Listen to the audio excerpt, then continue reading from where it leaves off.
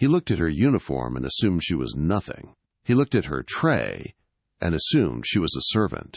But worst of all, Sebastian Sterling looked into Elena's eyes and assumed she couldn't understand a single word of the insults he was spitting in German. He thought his billions bought him silence. He thought his language barrier gave him immunity. He was wrong. In a room full of New York's elite, one waitress is about to drop a tray, raise her voice, and destroy a CEO's empire with a single, fluent sentence. Watch until the end to see the most satisfying karma ever served on a silver platter. The dinner rush at the Aurelia was not merely a service. It was a choreographed war. Located on the 45th floor of a Manhattan skyscraper, the restaurant was a cathedral of glass and gold, offering a panoramic view of Central Park that cost more to look at than most people earned in a year. The air smelled of truffle oil, aged cognac, and the distinct metallic scent of old money. Elena Vance adjusted the collar of her starch-white uniform, checking her reflection in the polished brass of the espresso machine. Her face was pale, her brown eyes shadowed with exhaustion, but her expression was locked into the neutral, pleasant mask required of staff at the Aurelia.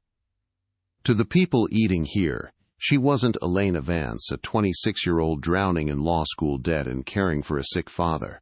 She was just server number 4. She was furniture.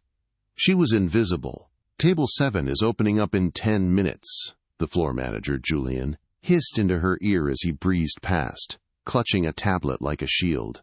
VIP, Level 1. It's Sebastian Sterling. Elena felt a cold knot tighten in her stomach. The name was famous, or perhaps infamous, depending on which financial news channel you watched. Sebastian Sterling was the CEO of Sterling Hale Dynamics, a tech conglomerate that had recently been accused of aggressive takeovers and stripping companies for parts. He was young, devastatingly handsome in a shark-like way, and known for having a temper that could shatter careers. "I thought he was banned," Elena whispered back, stacking fresh linen napkins with trembling hands. "After the incident with the sous chef last year?" "Money forgives all sins, Elena," Julian muttered, wiping sweat from his forehead. "He's bringing a foreign delegation, German investors. The bill is expected to be over $10,000. So if he asks you to jump off the balcony, you ask him if he wants you to do a flip on the way down. Understood?" Elena nodded, though her jaw clenched. "Understood." She made her way to table 7, the prime spot in the corner, isolated by a velvet rope and offering the best view of the city lights. As she polished the already spotless wine glasses, her mind drifted back to the stack of medical bills on her kitchen counter. Her father's treatment was draining everything she had. She needed this job. She needed the tips. If Sebastian Sterling was going to spend $10,000, the gratuity alone could pay for her father's medication for 3 months. Just swallow your pride, she told herself. Be invisible, be efficient, get the money. But there was something Julian didn't know about Elena, something that didn't appear on her employment application for the Aurelia. Before the debt, before the medical crisis that derailed her life, Elena had been a prodigy. She had spent 5 years in Zurich, studying international business and linguistics on a full scholarship. She spoke 4 languages. And she knew exactly who Sebastian Sterling was, not just from the news, but from the case studies she had analyzed in university. He was a predator. The elevator doors at the far end of the hall chimed, a soft, golden sound that silenced the murmurs of the dining room. Sebastian Sterling walked in. He moved with the kind of confidence that sucked the oxygen out of the room. He was wearing a navy bespoke suit that fit him like a second skin. Flanking him were 2 large security guards who stayed by the door, and trailing him was a shorter, older man with silver hair and a nervous expression. Dieter von Kloss, the head of the German manufacturing firm Sterling was trying to acquire. Sebastian didn't wait to be seated. He walked straight to table 7, ignoring the host, and sat down in the chair facing the room. He wanted to see everything. He wanted to be seen. Elena took a deep breath, plastered the smile on her face, and approached the table with a pitcher of ice water. "Good evening, gentlemen," she said, her voice smooth and professional. "Welcome to the Aurelia. My name is Elena, and I'll be taking care of you tonight." Sebastian didn't look up. He was busy checking his gold Rolex. He waved a hand dismissively in her direction, not even acknowledging her presence. Water. Sparkling for me. Still for Mr. Von Kloss. And bring the sommelier. I don't want to waste time with the house wine. Of course, sir, Elena said, pouring the water with steady hands. As she turned to leave, she heard Sebastian lean forward, his voice dropping an octave. He switched languages instantly, slipping into a sharp, guttural German. Schau dir diesen Ort an, Dieter, Sebastian said in German. Look at this place, Dieter. Es ist alles Rauch und Spiegel, genau wie der Deal, den wir machen werden. It's all smoke and mirrors, just like the deal we are going to make. Elena stiffened slightly, her back was to them, and she paused for a fraction of a second. He thinks no one here speaks it, she realized. In an American restaurant, it was a safe bet. Most Americans barely spoke English properly, let alone fluent business German. She walked away, her heart beating a little faster. Sebastian Sterling wasn't just rude, he was plotting something, and he was doing it right in front of the invisible help. 20 minutes later, the appetizers arrived. Elena balanced the heavy tray with practiced ease, placing the plates of Wagyu beef carpaccio and truffle-infused scallops down with silent precision.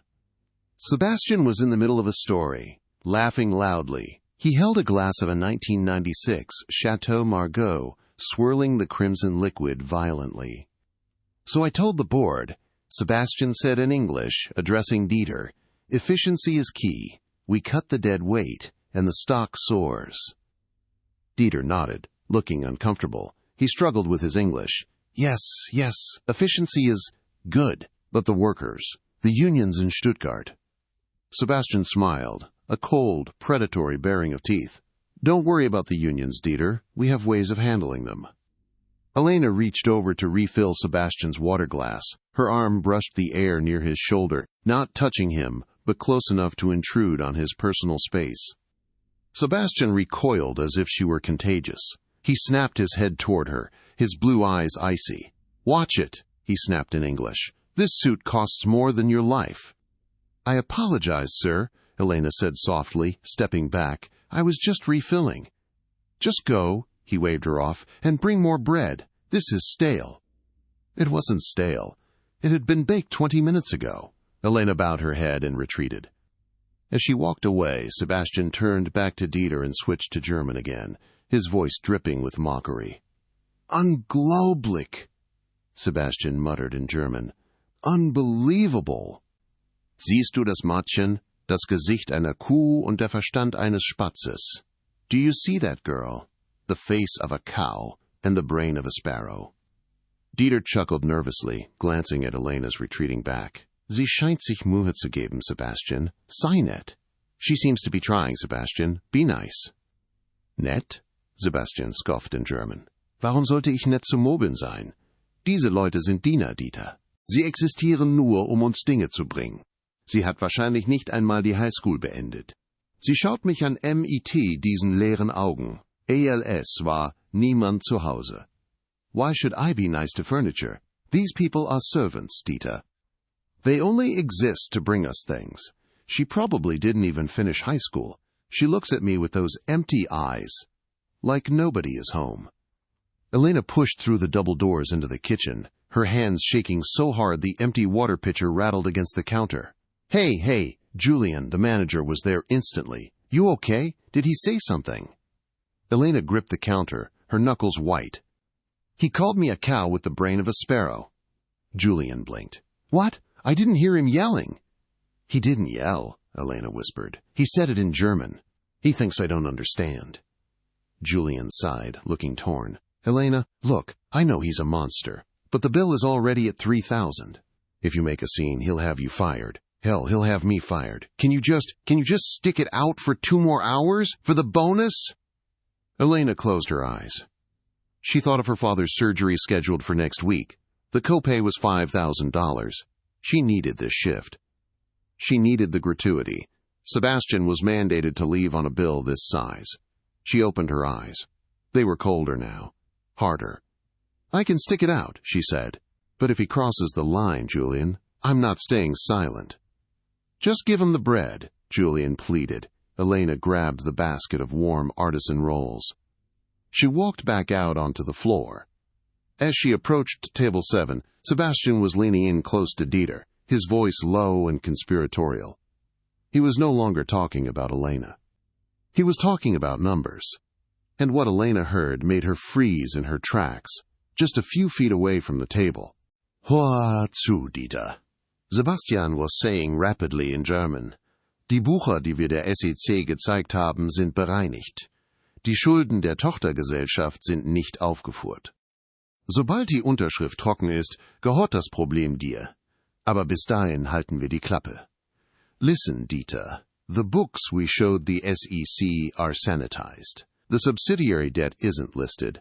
Once the signature is dry, the problem is yours. But until then, we keep our mouths shut. Elena felt a chill run down her spine that had nothing to do with the air conditioning. This wasn't just an insult anymore. Sebastian Sterling wasn't just a jerk. He was committing corporate fraud. He was tricking Dieter into buying a company loaded with hidden debt.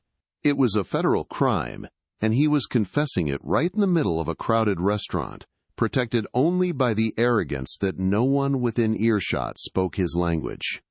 Elena placed the bread basket on the table.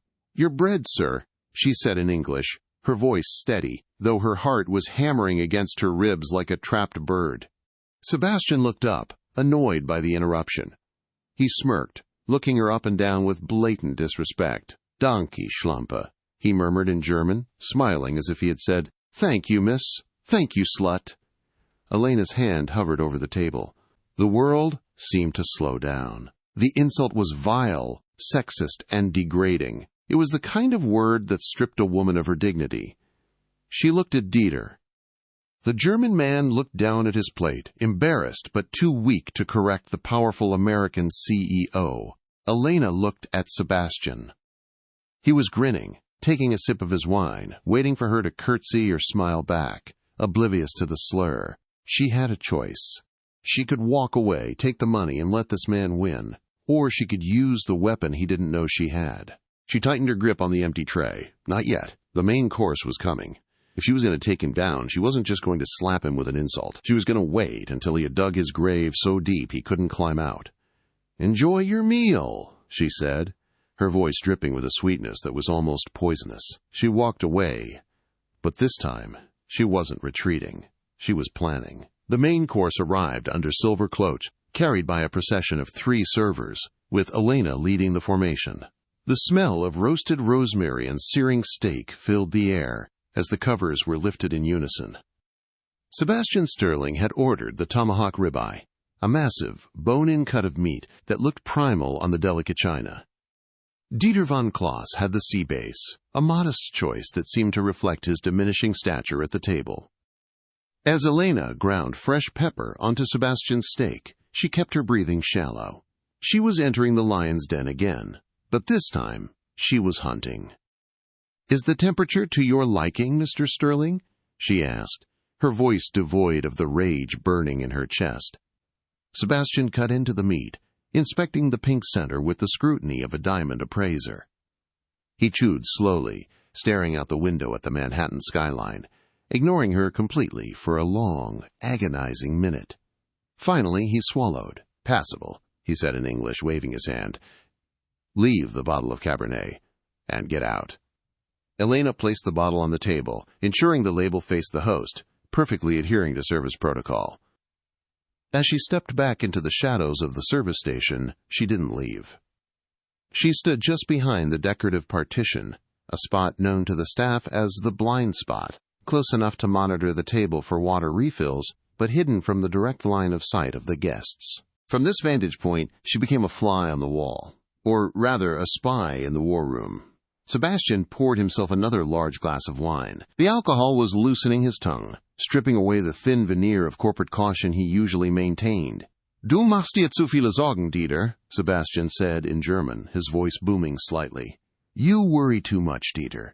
Sobald wir Sterling Hale MIT deiner Logistikabteilung fusionieren, werden wir die Vermögenswerte abstoßen.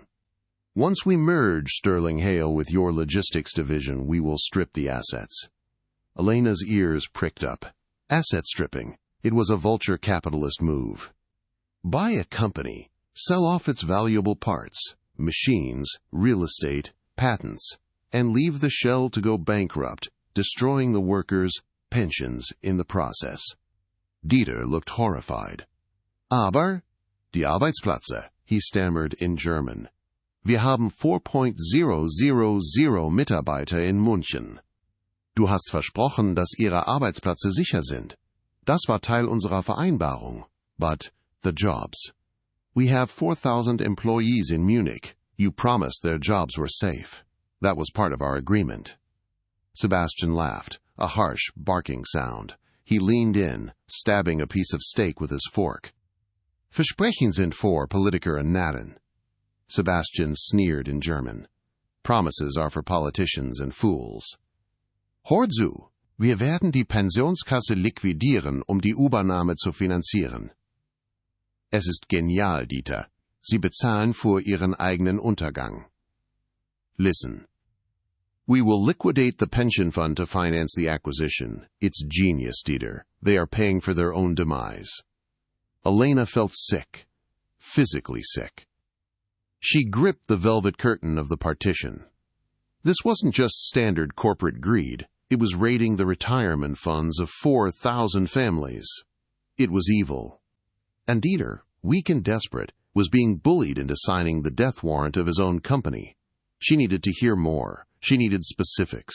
General malice wasn't enough to stop a deal like this. She needed a name, a bank, a hidden account, something concrete. She waited until Sebastian's water glass was half empty, the perfect excuse to return.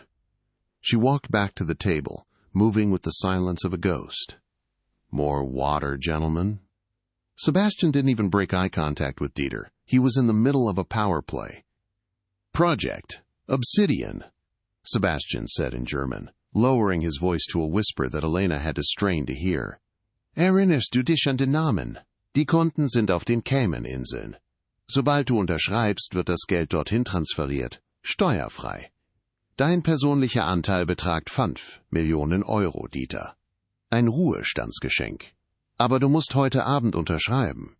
Project Obsidian. Remember the name. The accounts are in the Cayman Islands. Once you sign, the money transfers there, tax-free. Your personal cut is 5 million euro, Dieter. A retirement gift. But you must sign tonight. Project Obsidian. Cayman Islands. Bribe of 5 million. Elena memorized the words. She locked them into her mind alongside the statutes of international trade law she had spent years studying. This was bribery. It was money laundering. It was a felony. She poured the water into Sebastian's glass. Her hand was steady, but her mind was racing. She had the weapon now. But when to use it? Suddenly, Sebastian slammed his hand on the table, making the silverware jump. "Hey!" he shouted in English, startling Elena. She froze. "Yes, sir." He pointed a finger at his steak knife. It had a tiny, barely visible water spot on the handle. "Is this a joke?" he spat. "Look at this filth. Do they hire blind people here, or just incompetent ones?" "I apologize, sir. I will replace it immediately." "You won't replace it," Sebastian snarled. "You'll apologize properly." The dining room went quiet. At nearby tables, people stopped eating. The tension was thick, suffocating. Julian, the manager, started walking fast toward the table, sensing disaster. "I am sorry, sir," Elena said, her voice calm. 9. Sebastian switched to German, his eyes gleaming with cruelty. He wanted to see if she would react to the language, or perhaps he just enjoyed the privacy of his abuse. "Entschuldige dich wie der Hund, der du bist. Auf deinen Knien. No, apologize like the dog you are. On your knees." He pointed to the floor. Elena stared at him. The request was absurd. It was medieval. He was testing his power, drunk on wine and the adrenaline of his illegal deal. He wanted to humiliate her in front of his German guest to show dominance. Dieter looked down at his plate, his face red with shame. "Sebastian, bitte. Das ist nicht nötig," he murmured. "Sebastian, please. This is not necessary." "Halt den Mund, Dieter," Sebastian snapped. "Shut your mouth, Dieter." He looked back at Elena. "I said, fix the table leg. It's wobbling. Get down there and fix it. Now." He had switched back to English for the command, disguising his request for her to kneel as a maintenance issue. But Elena knew what he had said in German. "Apologize like the dog you are." Julian arrived at the table, breathless. "Mr. Sterling, is there a problem?" "I can handle." "I want her to check the table leg," Sebastian said, his voice dangerously low. "Unless you want me to call the owner and tell him his staff is refusing a simple request from a VIP? Julian looked at Elena, his eyes pleading. "Just do it. Just check the leg so he shuts up." Elena looked at Sebastian. She saw the smirk. She saw the sadism. Slowly, gracefully, she crouched down. She didn't kneel like a dog. She squatted like an athlete, checking the base of the heavy table. "It seems stable, sir," she said, rising back up. Sebastian looked disappointed. He hadn't broken her. Not yet. He picked up his glass of red wine, the expensive Chateau Margaux. He looked at Elena, then at the white tablecloth, then at her pristine white apron. "Oops," he said flatly. With a flick of his wrist, he jerked the glass forward. The dark red wine splashed across the table, dripping onto the floor, and a large, blood-like stain splashed across the front of Elena's white uniform. The restaurant gasped. "Oh, how clumsy of me," Sebastian drawled, not looking sorry in the least. "But mostly clumsy of you for standing so close. Clean it up." The red liquid soaked through the fabric, cold and sticky against her skin. It looked like a gunshot wound to the chest. Elena stood perfectly still. The humiliation was complete. She was stained, insulted, and treated like dirt. Julian was already signaling for busboys. "I'll get towels. Elena, go to the back, get changed." "No," Sebastian said. "She cleans it first, then she leaves." Elena looked at Julian, who was paralyzed by fear of the billionaire. Then she looked at Dieter, who was shrinking into his chair. Finally, she looked at Sebastian. He was smiling. It was a smile of total victory. He thought he had won. He thought he had crushed the little waitress. Elena picked up a napkin. She wiped a spot of wine from the table. Her movements were slow, deliberate. Inside her mind, the switch flipped. The fear vanished. The concern about the tip vanished. The worry about her job vanished. All that was left was the cold, hard steel of justice. She wasn't going to clean the floor. She was going to clean house. The silence at table 7 was deafening. The surrounding tables were watching now, abandoning all pretense of privacy. A woman at table 8 whispered, "That's horrible," but nobody moved to help. In New York, money was a force field, and Sebastian Sterling had too much of it. Elena finished wiping the edge of the table. She folded the wine-soaked napkin into a neat square and placed it on the tray. She stood up straight. Her posture changed. Her shoulders went back. Her chin lifted. The deference of server number 4 evaporated, replaced by the commanding presence of Elena Vance, the top-ranking student of the Zurich School of Economics. "Is there anything else, Mr. Sterling?" she asked in English. Her voice was different now. Deeper, firmer. Sebastian sensed the shift, and he didn't like it. He frowned. "Yeah, get me another glass. And make sure you don't spill it on yourself this time." He turned back to Dieter, dismissing her. He switched to German, delivering his final, most fatal insult. "Siehst du, Dieter," he said, gesturing vaguely at Elena with his fork. "You see, Dieter. Das ist der Unterschied zwischen uns und Ihnen. Sie haben keinen Stolz. Du kannst sie mit Wein begießen, sie beschimpfen, ihre Existenz beleidigen, und sie kommen zurück und fragen, mochten Sie Nachtisch? Es ist erbärmlich. Sie ist nur ein hübsches Stückmal in einer Schürze. That is the difference between us and them. They have no pride. You can douse them in wine, berate them, insult their existence, and they come back and ask, would you like dessert? It is pathetic. She is just a pretty piece of trash in an apron. Dieter winced. Sebastian, das reicht. Die Leute starren schon. Sebastian, that's enough. People are staring. Lass sie starren, Sebastian scoffed. Let them stare. Ich bin Sebastian Sterling. Ich konnte dieses Gebäude kaufen und es niederbrennen, nur mir eine Zigarette anzuzünden. I am Sebastian Sterling. I could buy this building and burn it down just to light a cigarette. Elena took a step forward. She didn't retreat to the bar. She didn't go get fresh linen. She walked right up to the edge of the table, encroaching on his space, looming over him. Julian, seeing this from the service station, started running. He knew that look. It was the look of someone who had nothing left to lose. Elena! No! He hissed across the room. But it was too late.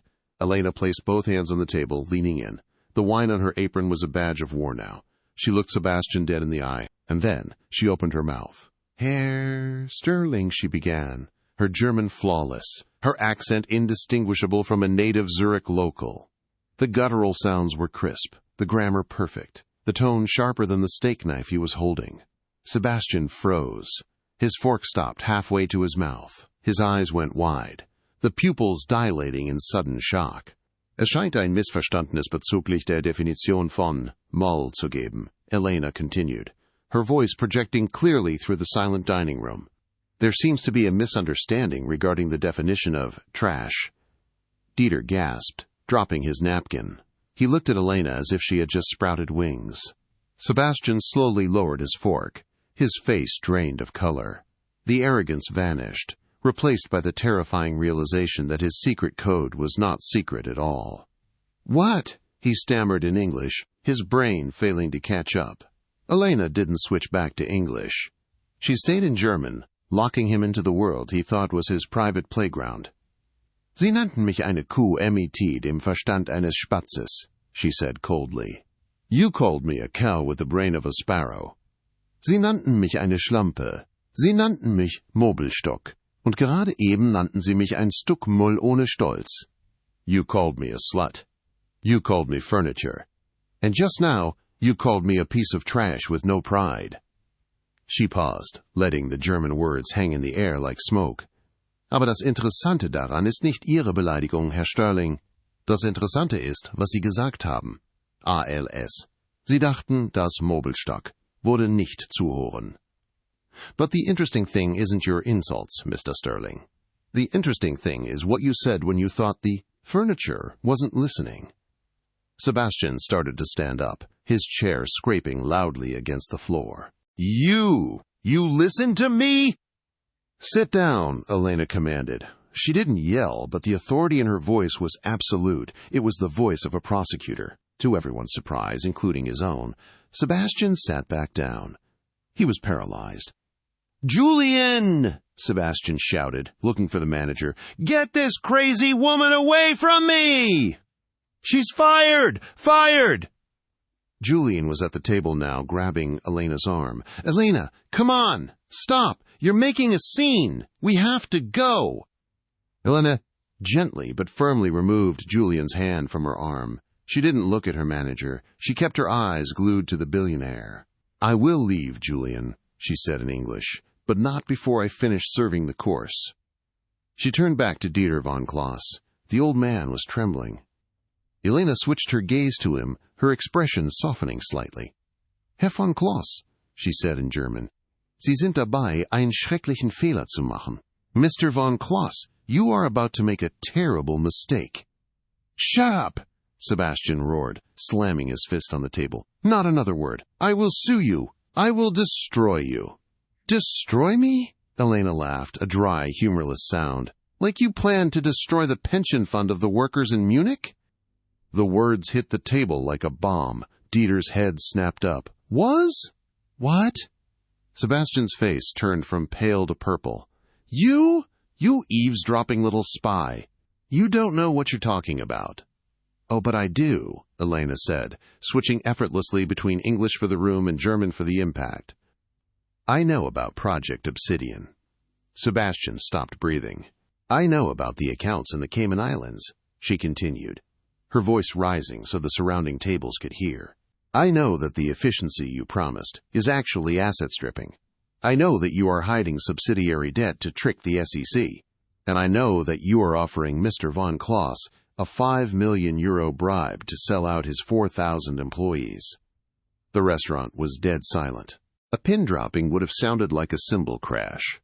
Dieter turned slowly to Sebastian. His face was a mask of betrayal. "Sebastian," Dieter whispered, "First, es war die Pensionskasse, Obsidian?"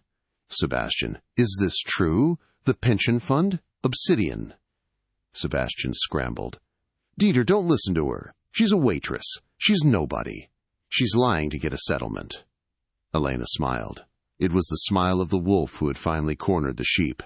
"I may be a waitress, Mr. Sterling," she said clearly, "but I hold a master's degree in international business law from the University of Zurich, and I know fraud when I hear it." She reached into her apron pocket. She pulled out her phone. "And just in case anyone thinks, nobody would be believed over a CEO." She tapped the screen. "I didn't record you," she admitted, "because in New York that requires consent in some contexts, or at least it's messy. But—" She gestured to the corner of the ceiling, directly above table 7. "That," Elena said, pointing to a small black dome, "is a high-definition security camera with audio capability, installed last month after the incident with the sous chef. Julian is the system running." Julian, stunned, looked at the camera, then at Sebastian, then at Elena. He hated Sebastian Sterling. Everyone did. "Yes," Julian said, his voice ringing out. "It records 24/7, cloud storage, audio and video." Sebastian looked up at the camera. He looked at the red wine stain on Elena's dress. He looked at Dieter, who was now standing up, gathering his papers. The trap had snapped shut. The atmosphere in the Aurelia had shifted from a dining room to a courtroom. The clinking of silverware had ceased entirely. All eyes were fixed on table 7, where a waitress stained in red wine stood like a judge sentencing a criminal. Dieter von Kloss was the first to move. The elderly German executive, who had spent the last hour shrinking under Sebastian's bullying, seemed to regain his spine. He looked at the papers spread out on the table, the merger agreement that would have sealed the fate of his company and his workers. Slowly, deliberately, Dieter reached out and picked up the contract. "Dieter, wait," Sebastian said, his voice cracking. He switched to English, desperate to regain control of the narrative in front of the witnesses. "She is lying. She is a disgruntled employee. You can't believe a word she says over me. I am Sebastian Sterling." Dieter looked at Sebastian with profound disgust. He didn't speak in English. He spoke in the language Sebastian had used to mock Elena, reclaiming it for dignity. "Du hast recht, Sebastian," Dieter said quietly, his voice carrying the weight of finality. "You are right, Sebastian. Du bist Sebastian Sterling. Und das ist genau das Problem. You are Sebastian Sterling. And that is exactly the problem." Dieter ripped the contract in half. Then he ripped the halves again. He let the pieces flutter down onto the expensive white tablecloth like confetti at a funeral. "Der Deal ist geplatzt," Dieter announced. "The deal is off. Und morgen früh werde ich die deutsche Finanzaufsicht über deine kreative Buchführung informieren. Project Obsidian ist tot. And tomorrow morning I will inform the German financial regulators about your creative accounting. Project Obsidian is dead." Sebastian watched the paper fall. His face twitched. The veins in his neck bulged against his collar. The realization hit him like a physical blow. Billions of dollars, months of planning, and his own reputation were evaporating in seconds, all because he had underestimated the woman refilling his water glass. He turned slowly toward Elena. The shock in his eyes was replaced by a pure, unadulterated rage. "You," he hissed. "You little rat!" He lunged. It happened fast. Sebastian knocked the table aside, sending crystal glasses shattering to the floor, and grabbed Elena by the shoulders. He shook her violently, his fingers digging into her skin through the wine-soaked uniform. "Who paid you?" he screamed, spitting in her face. "Who sent you? Was it Hale? Was it the board? Tell me!" Elena didn't scream. She didn't cower. She grabbed his wrists, her grip surprisingly strong. "Let go of me," she said, her voice turning to ice. "That is assault." "I'll kill you," Sebastian roared, completely losing his mind. "I will bury you under so many lawsuits your grandchildren will be born bankrupt. I will." Suddenly, Sebastian was jerked backward. One of the large security guards who had been standing by the door, Sebastian's own hired muscle, had stepped in. But he wasn't protecting his boss. He was restraining him. "That's enough, Mr. Sterling," the guard grunted, pinning Sebastian's arms behind his back. "What are you doing?" Sebastian thrashed. "I pay your salary. Let me go! Arrest her!" "You pay me to protect you from threats, sir," the guard said, his face impassive. "Not to let you assault restaurant staff on camera. You're done." Julian, the manager, stepped forward. He looked pale, terrified of the consequences. But he looked at Elena's calm face and found his courage. "Mr. Sterling," Julian said, his voice trembling but loud enough for the room to hear. "Get out. You are banned from the Aurelia. Permanently." Sebastian stopped struggling.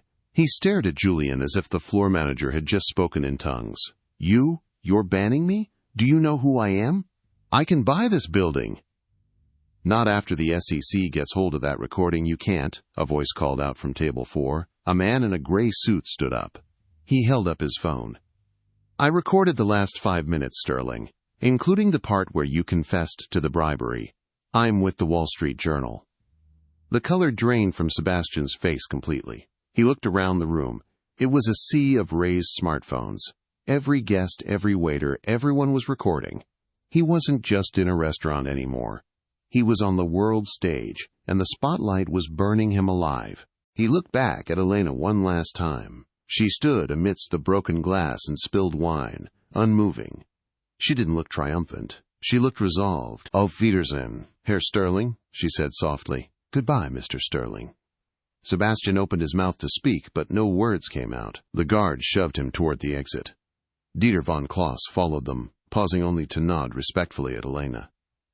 "Danke," Dieter whispered as he passed her. "Thank you." As the elevator doors closed on Sebastian Sterling's screaming face, the restaurant remained silent for one heartbeat. Then, applause broke out. It started with the table from the Wall Street Journal, then spread to the couple by the window, then the entire room. People stood up. Strangers were clapping for the waitress covered in wine. Elena felt the adrenaline crash. Her knees wobbled. She reached out to steady herself on a chair. Julian was there instantly, wrapping a clean tablecloth around her shoulders like a shawl. "Elena, are you okay? Did he hurt you?" "I'm fine," she whispered, though her hands were shaking now. I think I just got myself fired." Julian shook his head, a wry smile on his face. "Elena, after what you just did, I don't think you need to worry about being a waitress anymore." The police sirens began to wail from the street below, rising up 45 stories to meet them. The next 48 hours were a blur of flashing lights, legal statements, and a digital firestorm that consumed the internet. Elena had stayed at the restaurant until 3 a.m., giving statements to the NYPD. Because Sebastian had laid hands on her, it was an assault case. Because he had confessed to financial crimes on a recorded line, the security camera, it was a federal case. 2 agents from the FBI's white-collar crime division had arrived before she even left the building, securing the hard drive from Julian's office as if it were the crown jewels. When Elena finally dragged herself home to her small apartment in Queens, the sun was already rising. She was exhausted, her phone buzzing incessantly in her pocket. She hadn't checked social media yet. She was too afraid. She opened the door quietly, hoping not to wake her father. "Elena?" Her father, Thomas, was sitting in his armchair in the living room. The TV was on, muted. He looked older than his 55 years, his face gaunt from the illness that had drained their savings. But his eyes were wide, glued to the screen. "Dad, I'm sorry I'm late," Elena said, dropping her bag. "It was a nightmare shift. I might lose the job." Thomas turned to her. He had tears in his eyes. "Lose the job?" he choked out. "Elena, look." He pointed to the TV. Elena looked. It was the morning news. The headline banner was bold red. Dining room disaster. Tech CEO exposed by hero waitress. On the screen, a shaky cell phone video was playing. It showed Elena standing tall, wine dripping from her apron, speaking German with a command that silenced the room. The caption read, "The voice of justice." "You're trending," Thomas said, his voice filled with awe. "#1 on Twitter, #1 on YouTube. Elena, millions of people have seen this." Elena sank onto the sofa. She pulled out her phone. The video had 12 million views. The comments were scrolling so fast she couldn't read them. "Give this woman a medal." The way she switched to German gave me chills. "Sebastian Sterling is done. Look at the stock market pre-trading." Elena clicked on the business news tab. Sterling Hail Dynamics stock plummets 40% overnight. The board of directors had issued an emergency statement at 5 a.m., suspending Sebastian Sterling indefinitely pending an internal investigation. "I didn't mean for it to be this big," Elena whispered. "I just wanted him to stop bullying me." "You stopped him from bullying everyone," her father said, reaching out to hold her hand. "But Elena, are you safe? Men like that, they have enemies." "The FBI took my statement, Dad," she said. "They said I'm a key witness. They offered protection if I need it." Her phone rang. It wasn't a text or a notification. It was a call from an unknown number with a Zurich area code. Elena frowned. She answered it. "Hello? Ms. Vance?" The voice was crisp, professional, and accented. "This is Hans Gruber, senior partner at Gruber, Finch & Strauss in Zurich. We represent the shareholders of the German logistics firm Mr. von Kloss manages." Yes," Elena stammered. "We have seen the video," Mr. Gruber said. "And Mr. von Kloss has spoken highly of your intervention. He told us you didn't just translate insults, you understood the intricacies of the asset-stripping scheme. You identified the obsidian accounts in the subsidiary debt issue immediately." "I studied it," Elena said, her voice strengthening. "International corporate law. It was my thesis topic." "We know," Gruber said. "We did a background check this morning. You graduated top of your class. Why are you waiting tables in New York, Ms. Vance?" "Medical bills," Elena said bluntly. "My father is sick. The entry-level law positions didn't pay enough for the immediate treatment he needed. Tips were faster cash." There was a pause on the line. "Well," Gruber said, "that is a waste of a brilliant mind." "Ms. Vance, my firm is preparing a class action lawsuit against Sterling Hail Dynamics for attempted fraud and breach of contract. We need someone who understands American corporate culture but speaks our language, someone who was there." Elena's heart skipped a beat. "Are you offering me a job as a witness?" "No," Gruber corrected. "We are offering you a job as a junior associate consultant. We want you on the legal team. The starting salary is significantly higher than what you make at the Aurelia." Elena looked at her father. He was watching her, hopeful. "How significantly?" she asked. $150,000 a year, plus a signing bonus to cover relocation or immediate personal expenses. Elena covered her mouth to stifle a sob. That was enough. That was the surgery. That was the debt. That was freedom.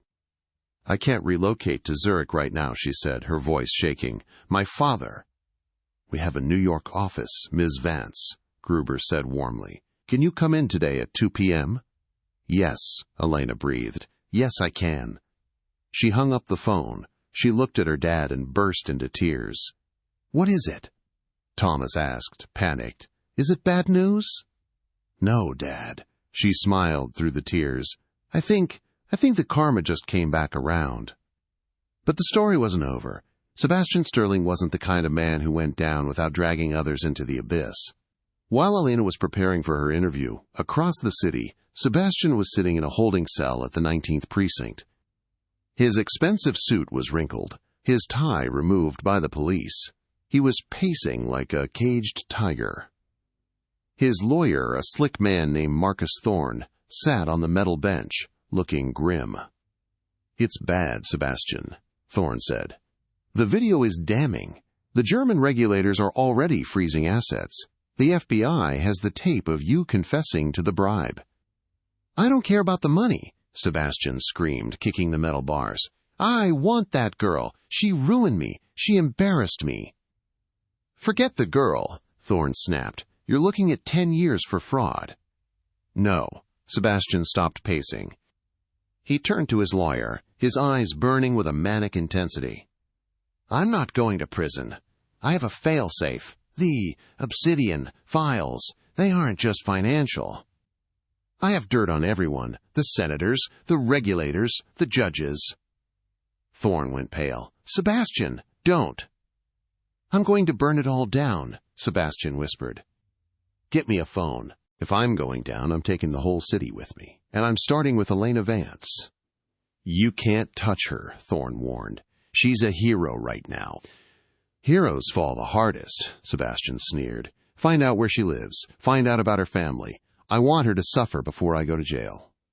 Thorne stood up and knocked on the door for the guard. "I'm leaving, Sebastian, and I'm resigning as your counsel. You're insane." "You can't leave me," Sebastian yelled as the door opened. Thorne walked out. But as he left the precinct, he didn't go to his car. He walked to a payphone on the corner, an old habit for a lawyer who knew when lines were tapped. He dialed a number. "Ms. Vance?" Thorne said when she answered. "You don't know me. I was Sebastian Sterling's lawyer. You need to listen to me very carefully. You are in danger." Elena froze, her hand on the doorknob, ready to leave for her interview. "What?" "He's vindictive, and he's desperate," Thorne said rapidly.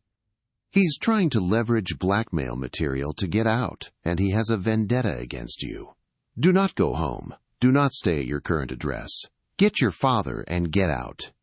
Now." The line went dead. Elena stood in her hallway. The joy of the job offer evaporated, replaced by cold dread. She looked at her father, who was napping in the chair. She had won the battle in the restaurant, but the war had followed her home. Elena's heart hammered against her ribs like a war drum. She dropped her phone and grabbed her father's arm. "Dad, we have to go, now." Thomas didn't argue. He saw the terror in his daughter's eyes, the same eyes that had stared down a billionaire only hours ago. They grabbed their coats and moved toward the door, but before Elena could turn the lock, a heavy fist pounded on the wood from the outside. Bang, bang, bang. Elena froze. Had Sebastian's men arrived already? Had the warning come too late? "Elena Vance, open up. This is the FBI." Elena let out a breath she didn't know she was holding. She opened the door. 2 agents stood there, grim-faced, with hands hovering near their holsters. Behind them, the hallway was clear. "Agent Miller," the lead agent said, flashing a badge. "We received a tip from a frantic attorney named Marcus Thorne. He claimed his client was attempting to arrange a visit to your home." Is he coming?" Elena whispered, shielding her father. "No," Miller said, a dark satisfaction in his voice. "We intercepted the communication." Sebastian Sterling tried to hire a private contractor from a jail payphone to intimidate a federal witness. That's a new felony count. We just raided his holding cell and found the Obsidian hard drive he was trying to smuggle out. He handed us the evidence on a silver platter. Elena slumped against the doorframe. It was over. Sebastian hadn't just lost, he had destroyed himself in his arrogance. 6 months later, the lunchtime rush at the Aurelia was as chaotic as ever, but the atmosphere had changed. The staff seemed lighter, the tension less suffocating. The elevator chimed, and a woman stepped out. She wasn't wearing a white apron. She was wearing a tailored charcoal suit from a boutique in Zurich, her hair styled in a sharp, professional cut. Julian, the manager, looked up from the host stand. His jaw dropped. "Elena?" She smiled, walking over to him. "Hello, Julian. Is table 7 available?" "For you? Always." Julian beamed, grabbing a menu. "But I have to warn you, the prices haven't gone down." "It's on the firm," Elena said, winking. "We're celebrating." She walked to the prime corner table. Waiting for her was Dieter von Kloss. The German executive looked 10 years younger. His company had survived, purged of the corrupt merger, and he had personally recommended Elena's firm to handle their international restructuring. "Guten Tag, Elena," Dieter said, standing up to shake her hand warmly. "Good day, Elena." "Guten Tag, Dieter," she replied, sitting down where Sebastian Sterling used to hold court. As they looked over the menu, a news report flashed on the silent TV behind the bar. The headline read, "Sterling sentenced to 15 years." The screen showed footage of Sebastian Sterling being led out of the courthouse. He looked gaunt, unshaven, and broken. He was shouting something at the cameras, but nobody was listening. The audio was cut. He was just a mouth moving in silence, screaming into a void. "They say he is working in the prison laundry," Dieter noted, following her gaze. "Washing sheets, cleaning stains." Elena took a sip of her water, sparkling, cold, and crisp. She thought about the wine he had thrown on her. She thought about the furniture comment. "He wanted me to clean his mess," Elena said softly. "Now that's all he'll do for the next 15 years. Julian arrived with a bottle of champagne. "Compliments of the house," he whispered, "for the woman who took out the trash." Elena raised her glass. She looked out at the skyline of New York City, a city that used to make her feel invisible. Now, she was part of the skyline, powerful, seen and heard. She clinked her glass against Dieter's. "Prost," she said. "Prost," Dieter replied. The karma had been served, and it tasted sweeter than any wine on the menu. And that is the story of how one arrogant billionaire learned the hard way that you should never judge a book by its cover, or a waitress by her apron. Sebastian Sterling thought his money gave him the right to treat people like objects, but he forgot that the person serving his food might just be the smartest person in the room. It's a powerful reminder that dignity isn't something you can buy, and true class isn't about what language you speak, but how you treat others. Elena didn't just win a lawsuit. She won her life back because she refused to stay silent in the face of injustice. If you enjoyed this story of instant karma and ultimate justice, please hit that like button to support the channel. Have you ever had a moment where someone underestimated you because of how you looked or what job you were doing? Tell us your story in the comments below. I read every single one. And don't forget to subscribe and turn on the notification bell so you never miss a new story. We have plenty more dramatic tales of revenge, karma, and justice coming your way next week. Thanks for watching.